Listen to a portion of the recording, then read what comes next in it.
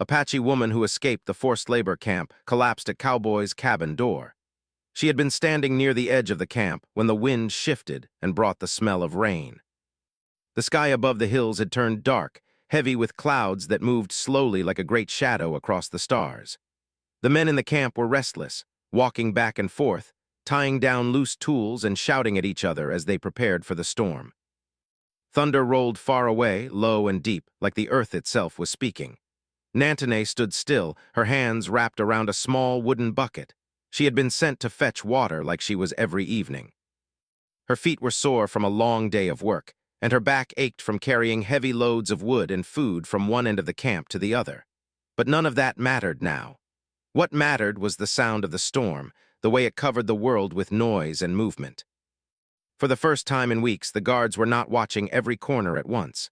She looked toward the trees that stood beyond the fence, tall and dark, their branches moving slowly in the wind. They looked like a wall made of shadows. Beyond them was the unknown. Beyond them was the chance she had been waiting for since the day she was brought here. Her heart beat fast as she lowered the bucket to the ground. No one noticed.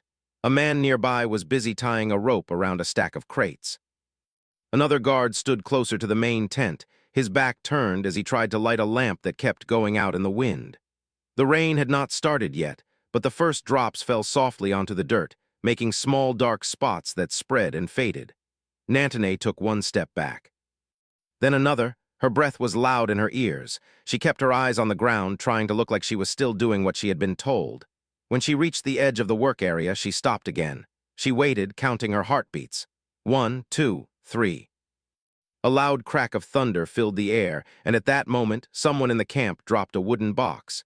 It hit the ground with a sharp sound that made several men turn their heads at once. That was when she ran.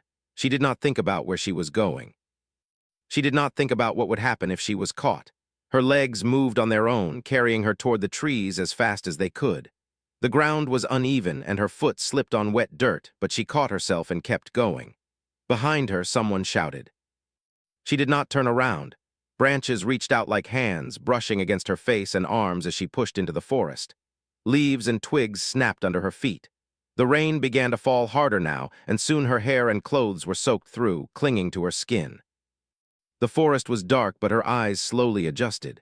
She could see the lighter shapes of tree trunks and the faint line of the path ahead, where animals had walked before her.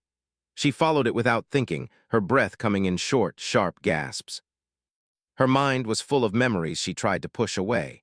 She remembered her village, quiet in the early morning light. She remembered the sound of children laughing near the river.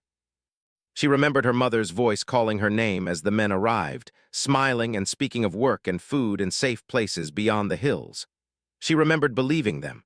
A rock caught her foot, and she fell forward, landing hard on her hands and knees. Pain shot through her palms, but she bit down on her lip and forced herself back up.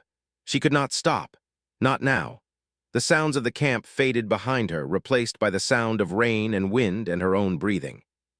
Still, she felt like eyes were on her, like someone was just behind the next tree, ready to reach out and pull her back.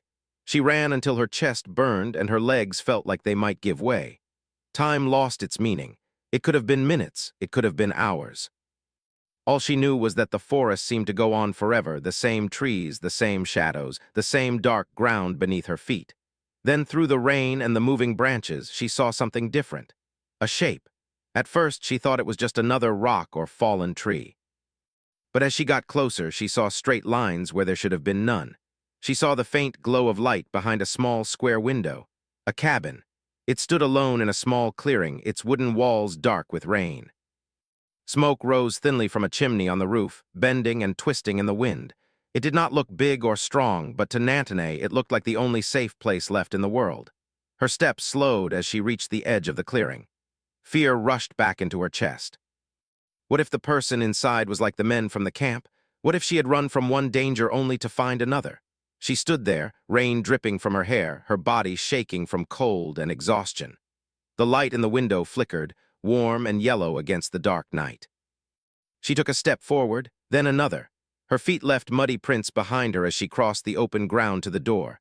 The wood of the cabin was rough and worn, the handle cold when she wrapped her fingers around it. Her hand lifted. She knocked once. The sound felt loud in the quiet of the clearing. It echoed in her ears, mixing with the sound of rain and the pounding of her heart. She waited. No answer, her vision blurred. The world tilted slightly, like the ground was no longer steady beneath her feet. She leaned her forehead against the door, closing her eyes for just a moment. Her strength was gone. The last thing she felt was the solid wood against her skin and the hope, small but bright, that someone on the other side might open the door. Then everything went dark. It was not the wind against the cabin walls. It was not the rain tapping on the roof. It was something heavier, something that landed with a dull thud, like a sack of grain dropped on the ground. Ethan sat up slowly in his chair by the fire, his hand already moving toward the old rifle resting near the wall. He listened. The cabin was quiet except for the crackle of the flames and the storm outside. For a moment he thought he had imagined it. Then he heard a soft sound. A breath, he stood, careful not to make noise, and walked to the door. The light from the fire followed him, throwing long shadows across the wooden floor. When he opened the door, the rain rushed in, cold and sharp, and there she was. A woman lay across his doorstep, her dark hair spread across the wet wood, her clothes soaked and torn in places. Mud covered her hands and knees. Her chest moved slowly, barely, as she took shallow breaths. Ethan froze. He had lived alone in this cabin for nearly 6 years. In all that time, no one had ever come to his door in the middle of the night, especially not someone like this. His first thought was danger. His second was that she might not live much longer if he did nothing. He knelt beside her and touched her shoulder. She did not move. "Hey," he said softly, "can you hear me?" There was no answer. He hesitated for only a second more before sliding his arms under her and lifting her up. She was lighter than he expected, like she had not eaten enough in a long time. Her head fell against his shoulder as he carried her inside. He laid her down near the fire, on the old blanket he usually used for himself. The warmth from the flames made steam rise from her wet clothes. He grabbed another blanket and wrapped it around her carefully. As he worked, he noticed the marks on her wrists, dark bruises shaped like hands and ropes. He noticed how thin her arms were, how tired her face looked even in sleep. This was not someone who had just gotten lost in a storm. He poured some water into a tin cup and set it nearby. Then he sat back in his chair and waited, his eyes never leaving her. Minutes passed. The storm outside began to fade, the rain slowing to a soft patter. The cabin filled with the steady sound of the fire and the quiet breathing of the woman on the floor. Her eyes opened suddenly. She sat up fast, pulling the blanket around herself and pressing her back against the wall. Her eyes were wide, filled with fear. Her hands shook as she looked around the room, taking in the table, the shelves, the fire, and finally Ethan. He lifted his hands slowly, showing her he held nothing. "It's okay," he said. "You're safe here." She did not answer. She only shook her head and pulled her knees closer to her chest. Ethan stayed where he was. He knew better than to move too fast. "My name is Ethan," he said. "I found you outside. You passed out." Her lips moved, but no sound came out. She swallowed and tried again. "Don't," she whispered. "Don't take me back." The words hit him harder than he expected. "I'm not taking you anywhere," he said. "I don't even know where back is." She looked at him closely now, like she was trying to decide if he was telling the truth.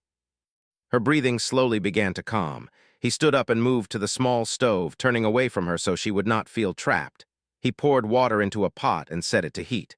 "You look like you could use something warm," he said. "I've got some dried beans and bread." "It's not much, but it's food." At the word food, her stomach made a quiet sound. She looked down, embarrassed, then nodded slightly. He handed her the cup of water first. She took it with both hands and drank slowly, like she was afraid it might disappear. When the food was ready, he set it on a plate and slid it toward her across the floor. She stared at it for a moment, then began to eat. Not fast, careful, each bite small and measured. Ethan watched her from the corner of his eye. He could see the way she kept glancing at the door, the way her body stayed tense even as she ate. "You got a name?" he asked gently. She hesitated. "Nantane," she said at last. "It's good to meet you, Nantane," he replied. The silence that followed was not empty. It was full of things neither of them knew how to say yet.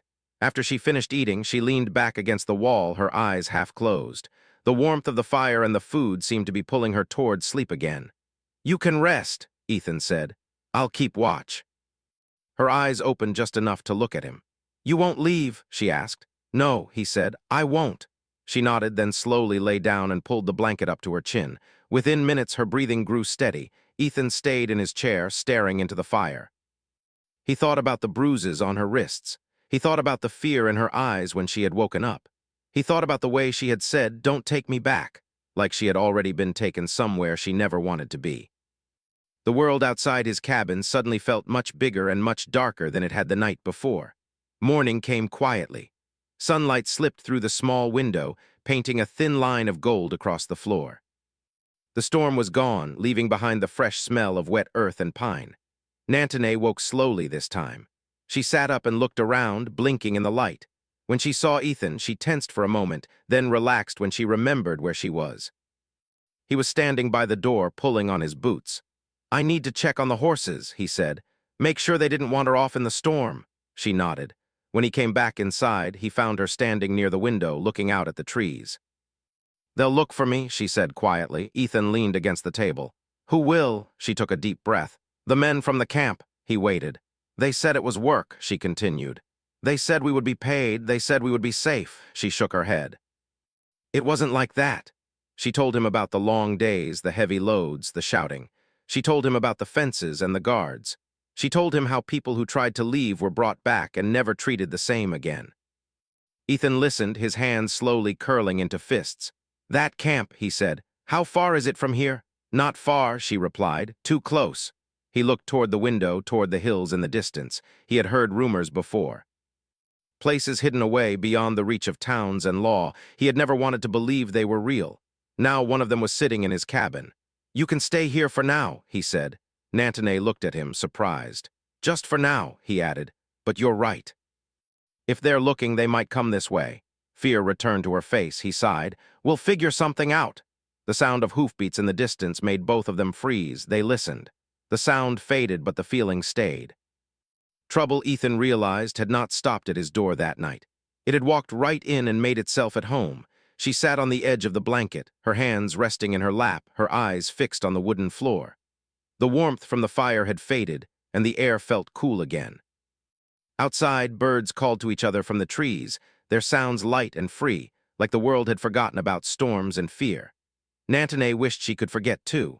Ethan moved around the small kitchen area, placing a pan on the stove and pouring water into a pot. He tried to make his movements slow and normal, like this was just another morning. But inside, his thoughts were loud. He kept seeing her face when she spoke about the camp. He kept hearing her words from the night before. "Don't take me back." He had lived alone for so long that he had almost forgotten what it felt like to carry someone else's trouble on his shoulders. Now it was there, heavy and real. He set a plate of simple food on the table and nodded toward it. "You should eat," he said. Nantone stood slowly and walked over. She ate in small bites like she was trying to make the meal last. When she finished, she looked up at Ethan. "You said we would figure something out," she said. He nodded. "Yeah, I did." She took a breath. "I can tell you what happened." All of it. Ethan pulled out a chair and sat across from her. "I'm listening." She stared at the table for a moment, gathering her thoughts. When she began to speak, her voice was quiet but steady. She told him about her home near the river, where the land was open and the sky felt wide. She told him about her family, about the way her mother used to sing in the mornings, and how her younger brother liked to follow her everywhere. Then she told him about the men who came riding in, smiling and talking about work in the hills. They said they needed strong hands. They said they would pay in food and money. They said people could leave whenever they wanted. "At first, we believed them," she said. Her hands tightened in her lap. "The first day was fine. We walked. We carried tools. They gave us food at night." She paused. "The second day, they took our things. They said it was for safety." By the third day, the fences went up. Ethan's jaw tightened, but he said nothing.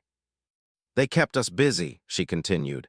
"If you worked, you were too tired to think. If you thought, you started to feel angry. If you felt angry, you wanted to run." She looked up at him then. "And if you ran, they brought you back." Ethan leaned forward.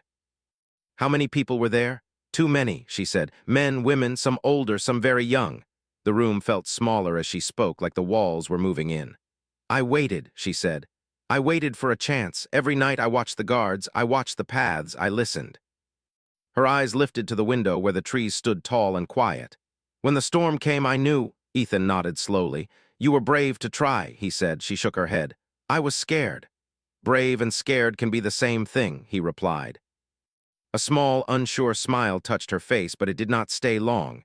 "They will come," she said again. Ethan stood and walked to the door. He opened it and looked out at the land around his cabin. The hills rolled out in the distance, quiet and peaceful.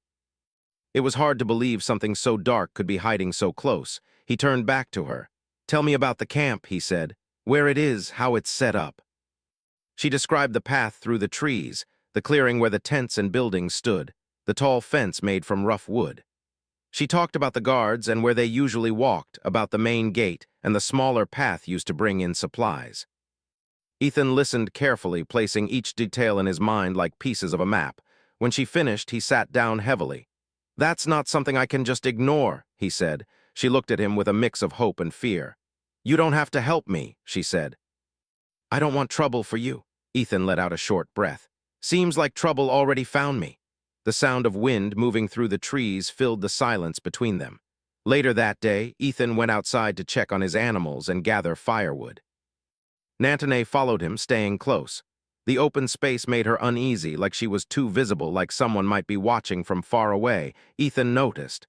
"You don't have to stay so close," he said gently. She shook her head. "I feel better this way." They worked in quiet for a while. The simple tasks helped Ethan think.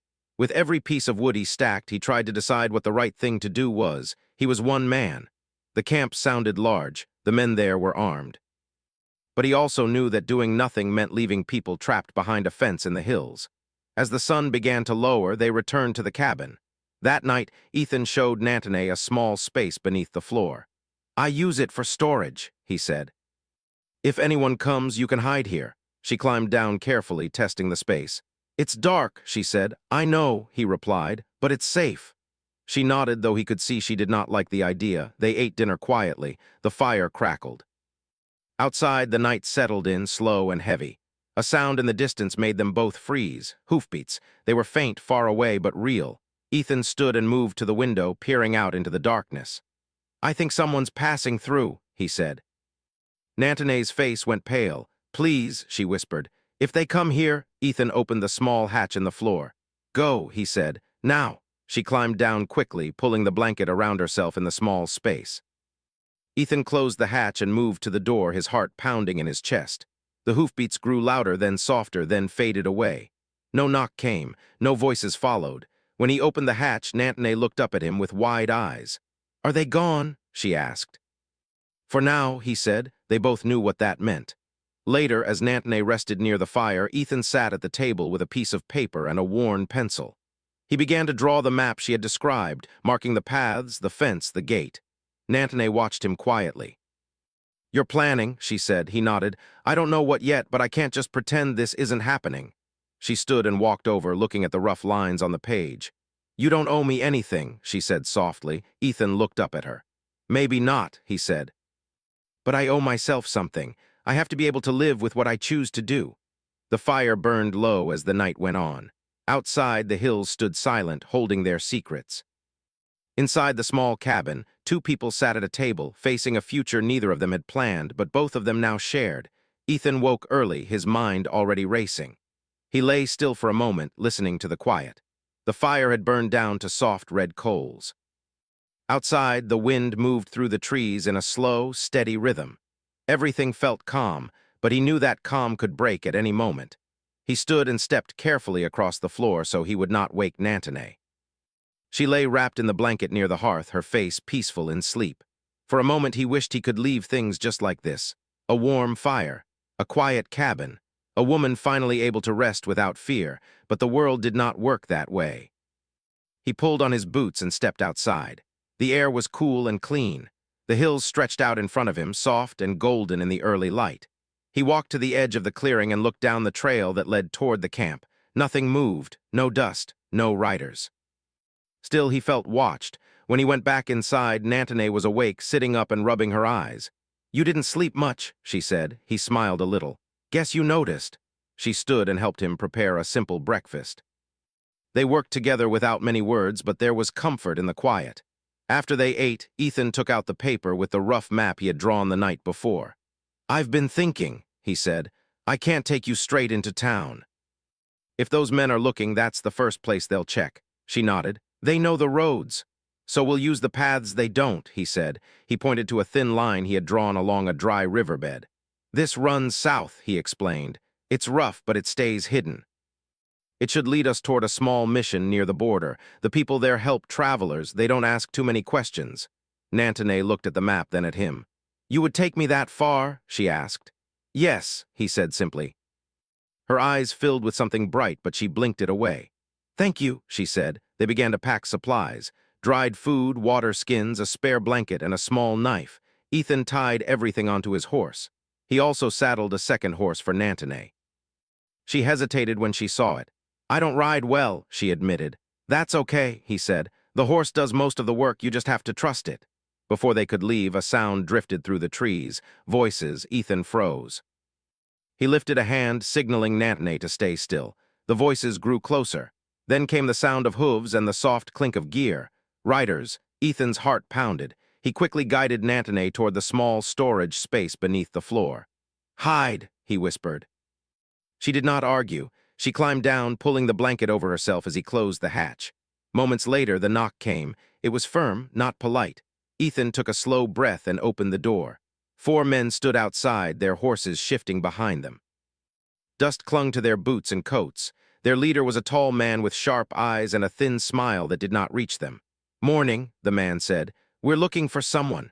Ethan leaned against the doorframe. Aren't we all? The man's smile faded. An Apache woman passed through this area, he said. We've been told she ran off from where she was supposed to be. Ethan kept his face calm. Can't say I've seen anyone, he replied. One of the riders stepped forward, scanning the cabin. Mind if we take a look inside? He asked. Ethan paused, just long enough to make it feel real. Go ahead, he said. The men walked in, boots heavy on the wooden floor. They opened cupboards, looked behind the table, and lifted the edge of the bedroll. Nantone held her breath beneath the floor, her hands clenched around the blanket. One of the riders stopped near the hatch. He tapped the floor with his boot. What's this? He asked. Storage, Ethan said. Old supplies. The rider bent slightly, reaching down. The leader spoke. That's enough. The rider straightened. The leader stepped closer to Ethan. If you see her, he said quietly, you'll want to tell us. People who help runaways tend to regret it. Ethan met his gaze. I don't know what you're talking about. The man studied him for a long moment, then turned away. Let's go, he said. The riders left, their hooves fading into the distance. Ethan closed the door and leaned against it, his legs weak. He opened the hatch. Nantone climbed out, her face pale. They were close, she whispered. Too close, he said. They did not wait. Within minutes, they were riding away from the cabin, heading toward the dry riverbed. The land changed as they traveled. The trees grew thinner. The ground became rocky and uneven. The sun climbed higher, beating down on them. Nantone struggled at first, her hands gripping the saddle tightly. Ethan rode close, offering quiet advice. Let the horse move, he said. Don't fight it. Slowly, she relaxed. They stopped only to drink water and rest in shaded spots. Every sound made them look up. Every distant shape made their hearts jump. By late afternoon, they reached a narrow stretch of land where the riverbed dipped between tall stone walls. The path grew tight and winding. This is good, Ethan said. Hard for horses to follow fast. As they moved through the narrow passage, they heard it, hoofbeats behind them. Ethan turned in the saddle. Dust rose in the distance. They found us, he said. Nantone's breath caught. Ethan urged the horses forward. The path twisted and turned, forcing them to slow, but it also hid them from view. The horses moved as fast as they could, their hooves striking stone and dirt. They reached the end of the narrow pass and burst into open land. Ethan spotted a cluster of rocks and pointed. There, he said. They rode toward it and slipped behind the stones, crouching low. The riders appeared moments later, scanning the area. Nantone pressed herself against the rock, her heart racing. The riders passed by slowly, then disappeared over a rise. Ethan waited a long time before moving. When they finally stepped back into the open, the sun was sinking low in the sky. They rode in silence until they reached a small hill overlooking a wide valley. In the distance, a few buildings stood near a thin line of trees. The mission, Ethan said. Nantone looked at it like it was something from a dream. As they rode closer, people came out to meet them. Their faces were kind but cautious. Ethan explained that Nantone needed a place to stay. The people listened without interrupting. A woman stepped forward and took Nantone's hands. You're safe here, she said. Nantone's shoulders sagged with relief. Ethan helped her down from the horse. This is where I leave you, he said. She looked at him, eyes full. I don't know how to thank you, she said. He tipped his hat. You don't have to. She reached into her bag and pulled out the blanket he had wrapped around her that first night. I want you to have this back, she said. He shook his head. Keep it, just in case the nights get cold. She nodded, holding it close. They stood there for a moment, neither wanting to turn away. Finally, Ethan mounted his horse. Take care of yourself, he said. You too, she replied. As he rode away, he looked back once. Nantone stood in the doorway of the mission, wrapped in the blanket, watching him go. The hills rose between them, and soon she was out of sight. But the memory of her knock on his door stayed with him, a reminder that sometimes the smallest choices could change two lives at once. The land behind him was quiet. The small group of buildings sat still in the soft morning light, their walls glowing pale gold. A thin line of smoke rose from one of the chimneys, and the sound of morning voices drifted faintly on the air. Life was already moving forward there, steady and calm. He took one last look before guiding his horse down the trail. The ride back felt longer than the journey there. The hills stretched wide and empty, and the silence pressed in around him. The wind moved through the grass, making a soft, whispering sound that followed him wherever he went. His thoughts stayed with Nantone. He thought about the way she had stood in the doorway, holding the blanket close. He thought about the fear in her eyes when he first opened his cabin door. He thought about how different she had looked when she smiled at the mission, even if it was a small and careful smile. For the first time in a long while, Ethan did not feel completely alone on the land. Even though she was gone, the memory of her presence stayed with him, like a warm light that did not fade when the fire burned low. By the time he reached his cabin, the sun was high. The clearing looked the same as always, the same tall trees, the same worn path, the same quiet space that had once felt like the whole world to him. He tied his horse and stood for a moment, looking at the door. It was strange how something so simple could hold so much meaning now. That door had opened to more than just a person seeking shelter. It had opened to a story he would carry for the rest of his life. Inside, the cabin felt larger than before. The blanket near the hearth was gone. The extra cup on the table was gone. The quiet felt different now, not empty, but full of memories. Ethan went about his day slowly. He gathered wood, checked on his animals, and repaired a loose board on the fence. The simple work helped him settle his thoughts, but every now and then he would stop and look toward the hills. Days passed. The land moved through its usual rhythm. The sun rose and set. The wind changed direction. Clouds rolled across the sky and drifted away again. But something in Ethan had changed. He found himself listening more closely to the world around him. The sound of distant hooves no longer blended into the background. The sight of dust on the horizon no longer felt ordinary. One afternoon, as he was stacking firewood, a rider appeared on the trail. Ethan straightened, his hand moving to his side without thinking. The rider raised a hand in greeting. "Easy," the man called. "I'm not here to cause trouble." Ethan stepped forward. "What do you want?" he asked. The man dismounted and pulled off his hat. "I came from the mission," he said. "They asked me to bring you something." He reached into his bag and pulled out a small bundle tied with string. Ethan took it carefully. "What is it?" he asked. "A letter," the man replied. "From the woman you brought in." Ethan's heart skipped. He thanked the rider, who mounted his horse and rode away, leaving Ethan standing in the clearing with the small bundle in his hands. He went inside and sat at the table. The paper was folded neatly, the writing simple but careful. He opened it. Nantone's words were short, but each one felt heavy with meaning. She wrote that she was safe, that the people at the mission had given her work and a place to sleep, that she was learning new things every day, that she still watched the hills sometimes, but the fear did not follow her the way it used to. At the bottom, she had written one final line. "You gave me more than a place to hide. You gave me a chance to live again." Ethan sat back in his chair and let out a slow breath. The land outside his window stretched on, wide and quiet, but it no longer felt empty. Weeks turned into months. The seasons shifted. The air grew cooler.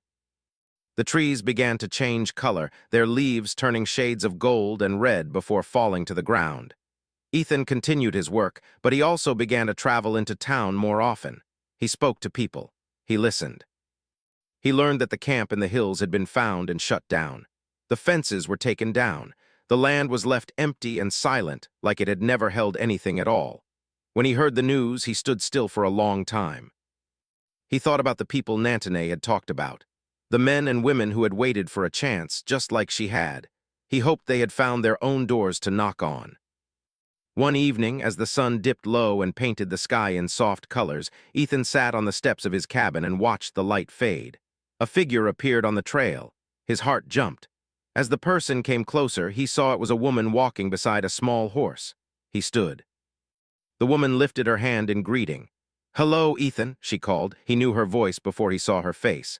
"Nantane," he said, his voice full of surprise. She smiled, a real smile this time, bright and open. "I wanted to see the place where it all started," she said. He walked toward her, unsure of what to say. She looked different, stronger. Her shoulders were straight, her eyes were clear.